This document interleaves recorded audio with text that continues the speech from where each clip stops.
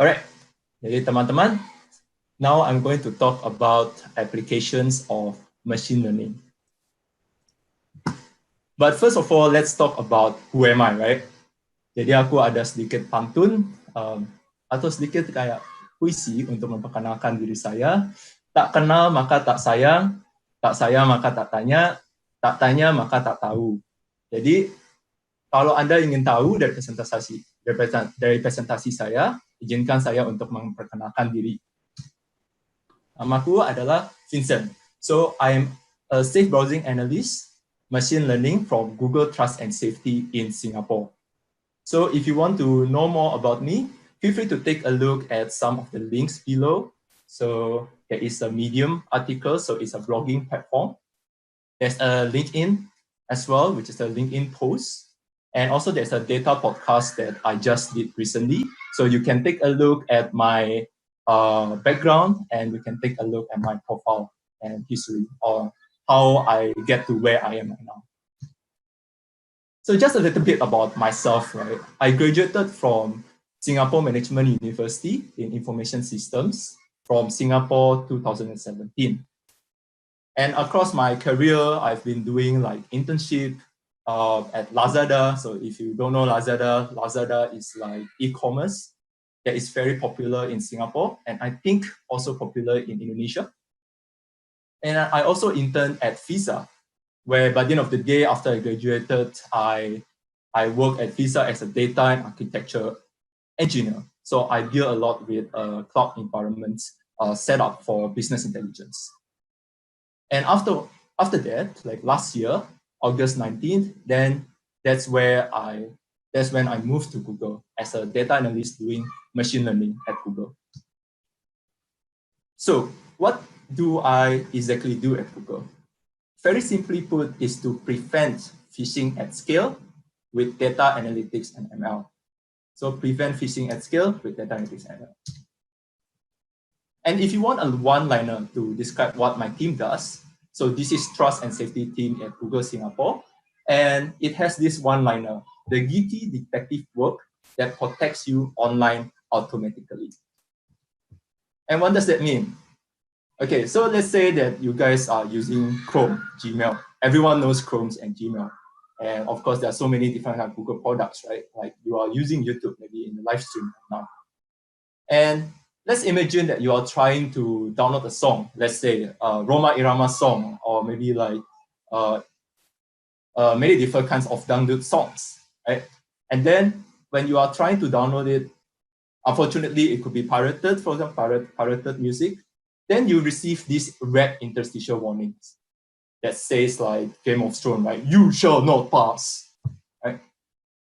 So when you take a look at this interstitial warning, you better not come in, right? It's because that we have identified that the sites that you are going into can possibly is malicious. So they might have malicious intent, such as maybe take of your phone numbers or your Facebook profile so that they can reach out to your parents for some scam calls. Or maybe they will take a look at your credit card information by selling fake services. So all of this we are trying to handle, and we are trying to make sure that your user experience for Google, Chrome and Gmail and many different kind of products are safe as possible, without, of course, compromising the user experience that our Google standards have helped. And if you take a look, we also have like Colgate-like accuracy, which is like Colgate is a toothpaste like Pepsodent. So using machine learning-based detections, we contributed to 99.9% accuracy in spam detections. So it's huge, and it could never be 100%, right? If it's 100%, then of course you don't really need analysts like us anymore to identify it. But also, like it's very hard to identify because our attackers always evolve. They always find a different new ways to trick and scam people. So if you see these red warnings, beware. Make sure that you don't visit it, and double check if you really want to visit, double check whether this is a legitimate website or not. Very simple. Well, what do I do mostly, right? So trust me, I don't shirk. And In Indonesian word, we always call it gaji buta. But sometimes, of course, I relax, right? So if you want to understand my dear diary in one picture, it will be something like this. So you see, majority of my time is lunch.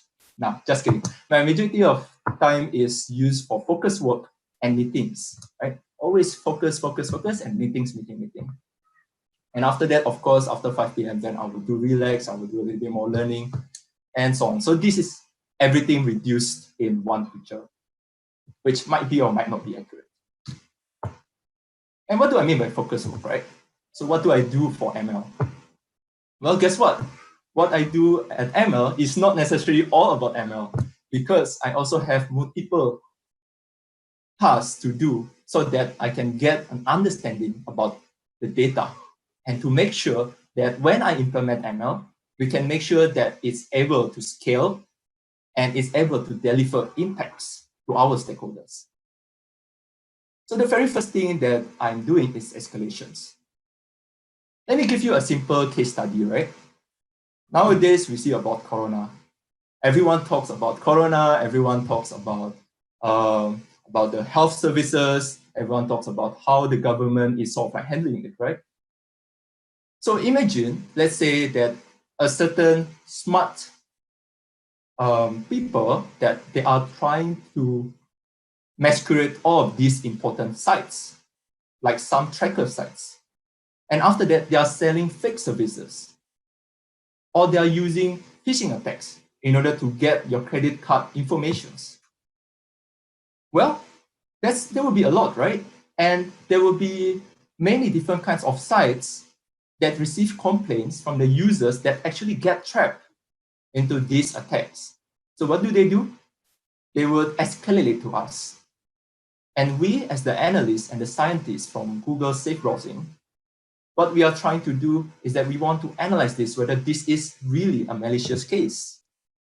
And afterwards, we will need to blacklist them so that no more victims.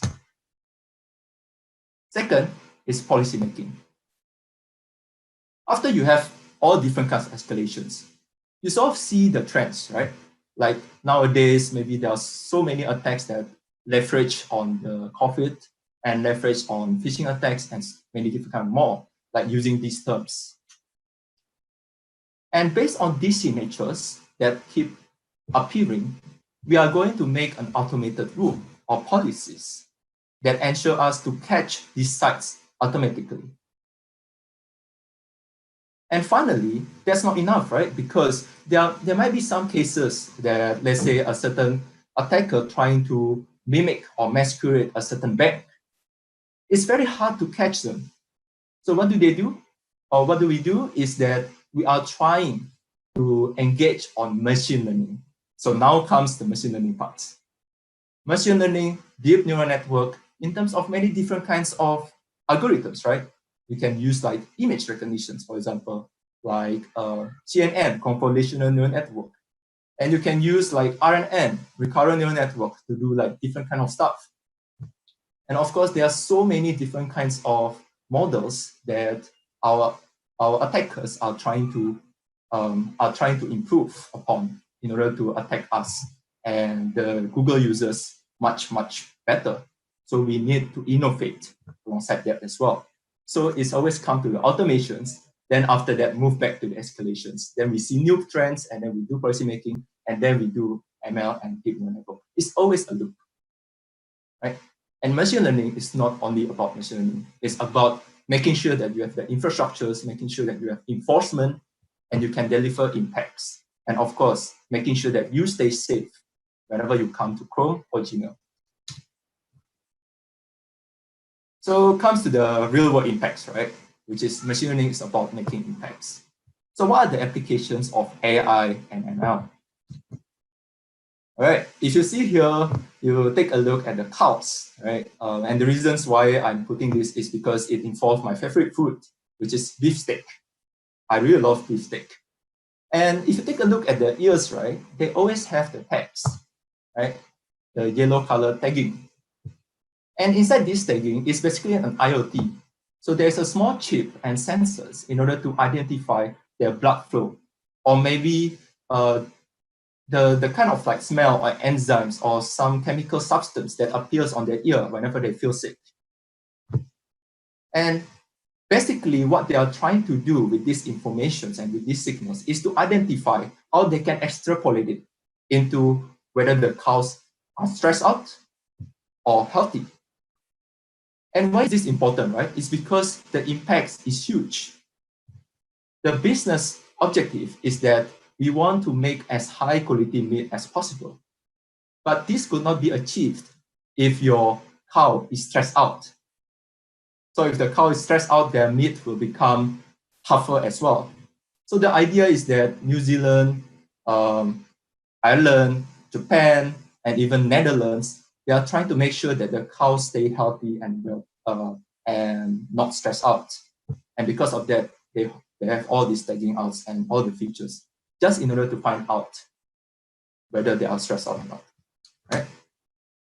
And Street View as well. Just recently, I went to Monash, and around the Monash area, right, it's very hard to find where you are at the streets. At that point of time, I wanted to go to Sarina to visit some of the warung there, and I didn't know how to go, so I tried to use the district view. I take picture of like the nearest street names, and then instantly it will tell me that this is where I am. And then using augmented reality, it gives a tracker with my camera of where Sarina is. So I just follow it, and then I reach out to Sarina. And of course, all of these image recognitions and coupled with GPS and the maps as well is actually forming together in order to build solutions and impact for our stakeholders, which is you. So ML is about building impacts. Always remember that. And the third one is Google Translate. And this is very, very important, right? Because not only that you need to understand, like from a certain word, which language that it comes from, you also need to understand what is the direct translations. And you need to talk about the grammar. Or like kalau kita pakainya imbuhan kan, me, dan kan, dan segala macam. And it's very hard, right? And it's very easy to get mixed up with a lot of things. I just recently went out to India. I think several years ago, I went to India for community service, and I went to the village. I want to ask for a milk. And I asked my friend, like, what milk is. And then my friend said that milk is susu. Then I was thinking that, sama kayak Indonesia. It's very same, right? Susu. Then I talked to the lady which hosts us, and then I asked for susu. And what they do is that they laugh. And I was surprised why they laugh. And apparently my friend is pranking me. That susu is not milk, but it's actually, I'm so sorry to say this, but it's air kecil, right? It's air seni. And this kind of different in languages and words and vocabularies and grammar is something that actually Google Translate is doing well. And of course, I could save myself from embarrassment. Now is the analytics trends. So how analytics enter our life.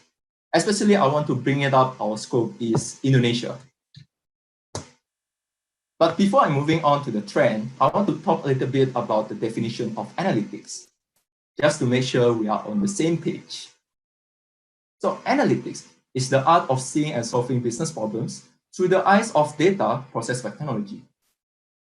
And to summarize, you can just remember these three words: business, data, technology. And these definitions comes from me. So yeah, I created it on my own, these kind of definitions. So I think you cannot find this online or anywhere, you can Google it. But there's so many definitions out there. Like if you know Hans Rosling, which is the Swedish statistician, he says that data analytics, or data visualization to be precise, is like listening to music. You appreciate music not by looking at the musical scores, right? Kalau kalian main gitar, kalian nggak appreciate music dari lihat guitar tab-nya atau kayak dari notes-notes-nya. Tapi kalian appreciate gitar is because you listen to it, mendengarnya, then from listening to it, you know whether this music is good or not. And same thing, data visualization is about listening to data, whether it's good or not. And of course, we also know about Asmos Damodaran, which is the Dean of Valuations from New York University. So he says that data analytics is about storytelling. It's about proving that your storytelling and backing it up by using the use of data. And of course, ML, machine learning, is built on these kind of foundations. So now, once we have taken a look into the definition of analytics, I would like to talk a little bit about analytics development in Indonesia. But before I'm moving on to this, I would like to put a little bit of caveat, right? That this is based on my own personal experience. It is not taken from any other websites or legitimate sources. But I try to cross-check it with some of my friends that work in Traveloka and Jakarta Smart City in Indonesia. And I try to cross-check it as much as possible with some of the online sources that I can find from news. So feel free to disagree, but this is basically my personal experience based on my personal experience. Okay. So the very first thing of the stage is infrastructures and business growth. That analytics in Indonesia flourished because of the infrastructures that comes from 4G.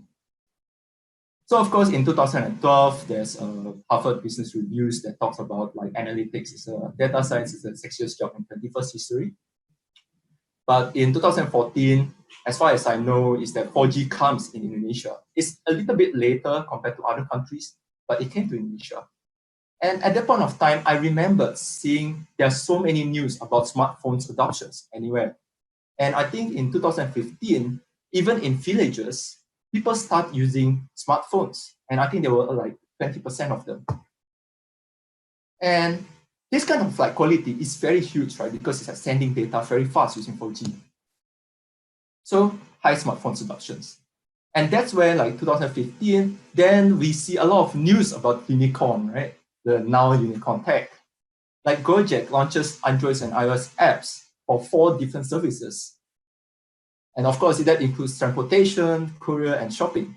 And Traveloka at 2015 was noted as the leading choice of online flights and hotel bookings.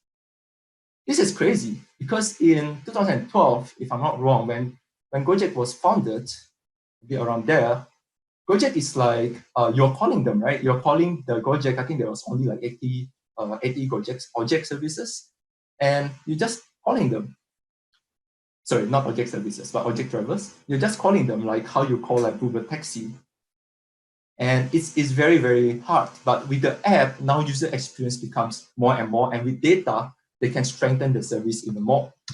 So business infrastructures. The second part is where it comes the education and political supports.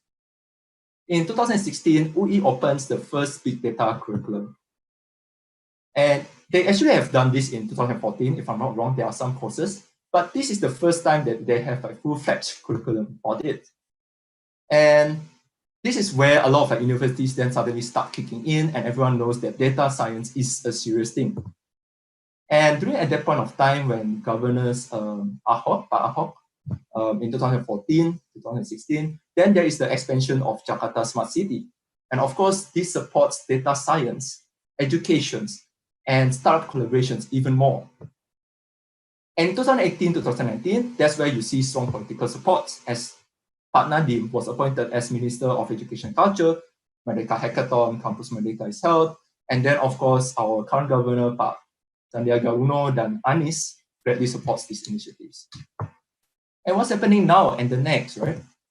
Well, now we see a lot of coronavirus, the trend, that everyone starts working from home. This webinar allows me to actually visit it and talk to you while still being at Singapore. And it's quite crazy that I would not be able to do this. It's very hard for me to come to Jakarta for this kind of webinar because I need to fly. But now it allows. And if you take a look at the business surrounding you, now restaurants, they need to use Grab food or Go food in order to run their businesses. And education schools need to use Google Classrooms or online materials in order to teach their students programming or many different kinds of materials. And there are so many more that break down the resistance of change to IT adoptions. And of course, that translates to more data being resolved and data revolutions even more.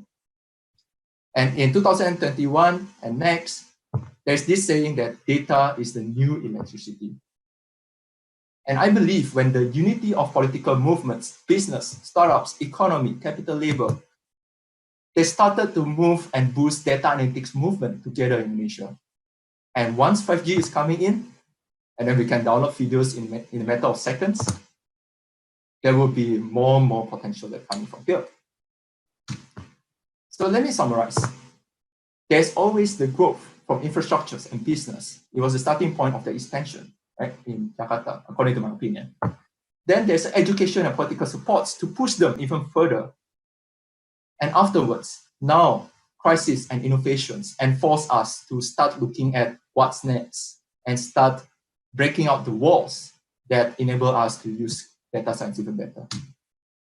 So I hope that you are excited to learn more in this exciting area.